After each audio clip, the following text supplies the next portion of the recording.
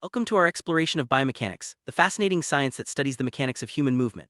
Biomechanists investigate a wide range of problems, from understanding how athletes can optimize their performance to analyzing the causes of injuries and improving rehabilitation techniques. They also look at how everyday movements like walking or lifting can be made safer and more efficient. By applying principles from physics and engineering, biomechanists help us understand the forces and motions that shape our body's actions. In this video, we'll break down the core kinematic concepts used to analyze human motion, setting the stage for a deeper dive into how our bodies move through space. In analyzing human movement, biomechanists use both qualitative and quantitative approaches.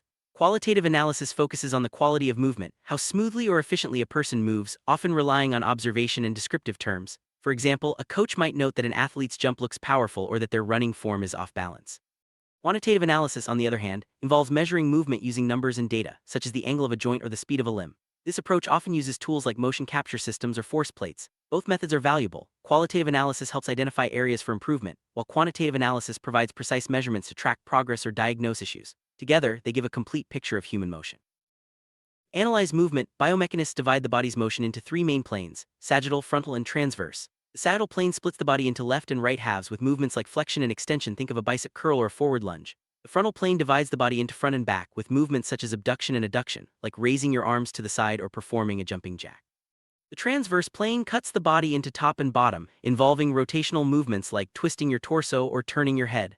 Understanding these planes helps biomechanists describe and measure complex motions with clarity. Let's look at some visual examples to see these planes in action.